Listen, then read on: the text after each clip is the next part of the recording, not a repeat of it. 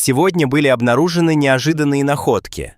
Благодаря огромной любви людей к животным созданы некоммерческие организации, чтобы заботиться и защищать этих беспомощных существ, которые часто не могут справиться сами. Помощь, которую такие фонды оказывают животным, бесценна.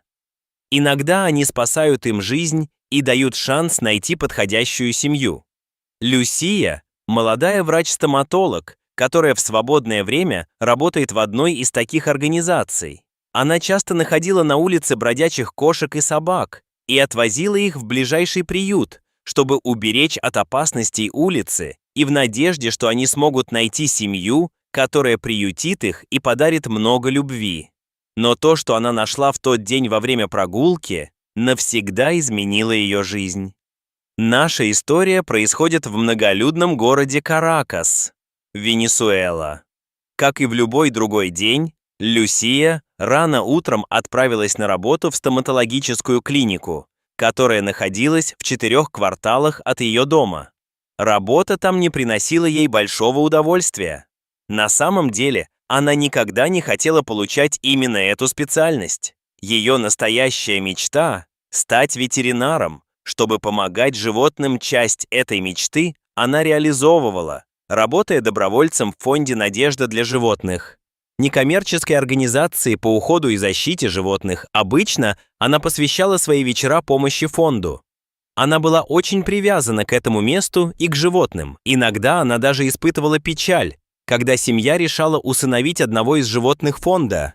Но эта грусть быстро проходила, когда она вспоминала, что теперь это домашнее животное будет под опекой семьи, которая будет кормить, ухаживать и любить его.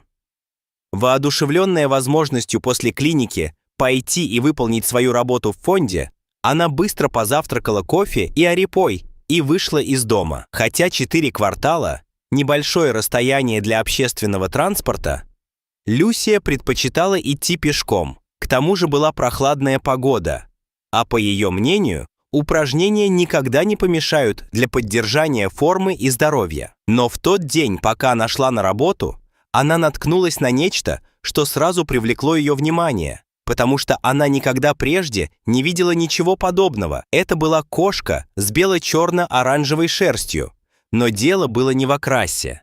Это была непростая кошка. У нее был действительно огромный, ненормально большой живот, который сразу бросался в глаза. Сначала Люсия подумала, что это может быть очень толстая кошка или, возможно, беременная. Но сколько котят могло бы поместиться внутри? 15-20 нет, это было невозможно. Она быстро отбросила эту мысль и решила подойти к кошке, которая шла сильно хромая. Очевидно, ее живот сильно мешал ей.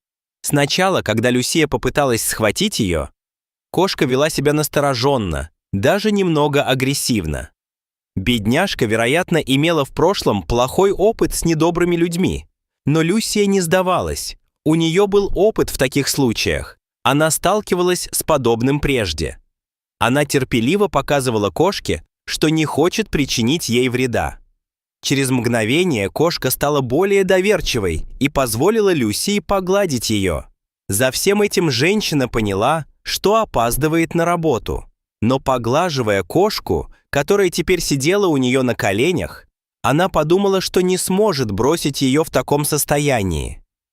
Проблема казалась очень серьезной, и нужно было что-то делать. Она решила отвезти животное в офис фонда, где работала добровольцем, чтобы там могли поставить диагноз и лечить ее, как они делали это раньше со многими другими животными. Не раздумывая дольше, Люсия позвонила на работу и сообщила, что у нее возникли непредвиденные обстоятельства, и она не сможет прийти в это время. Скорее всего, пациенты, которые ждали ее, расстроятся. Но она подумала, что жизнь этой кошки для нее важнее расписания. Поэтому она аккуратно взяла кошку на руки, вызвала такси и поехала в единственное место, где, как она знала, могли помочь. Они быстро добрались. Все присутствующие в фонде были удивлены. Они утверждали, что никогда раньше не видели ничего подобного. Люсия действовала быстро, не обращая внимания на комментарии других людей. В тот момент ничто иное не имело значения. Она отнесла кошку к ветеринару, который был доступен в это утреннее время. Доктор Васки проработал ветеринаром 30 лет. Он был настоящим экспертом и сталкивался с самыми разными случаями у животных, которых к нему приводили. Но это было необычно, чтобы не сказать невероятно. Он едва верил, что кошка может жить в таком состоянии, однако животное цеплялось за жизнь, как будто знало, что однажды придет ангел, который поможет ей и избавит от боли. И этим ангелом стала Люсия. Доктор сразу провел анализы, чтобы найти возможную причину состояния. Результаты потрясли всех. В брюшной полости кошки скопилось большое количество асцетической жидкости. Врач объяснил, что невозможно точно определить, как долго кошка находилась в таком состоянии, но за это время она терпела сильную боль. Хотя асцит не является частой проблемой в ветеринарной практике, причин его возникновения много. От печёночных заболеваний до почечной недостаточности. Это было странное заболевание, но еще более странным было огромное количество жидкости в теле кошки и то, что, несмотря на это, она продолжала бороться за жизнь. Действительно, это была замечательная кошка. Доктор сказал Люсии, что необходимо удалить по крайней мере 2 литра жидкости из организма. Это будет долгий процесс, но кошка выживет. Нужно лишь немного потерпеть. И если она дошла до этого момента, она сможет побороться еще немного. Со слезами на глазах Люсия пообещала кошке, что не бросит ее и будет навещать каждый день, пока та не выздоровеет. Кошка едва могла двигаться, но в ее глазах отражалась благодарность к Люсии. Прошли недели, и венесуэлка сдержала свое обещание. Каждый день после работы она навещала Сиру. Так она назвала кошку из-за большой привязанности к ней. Сира лежала на маленькой кровати и почти не могла двигаться.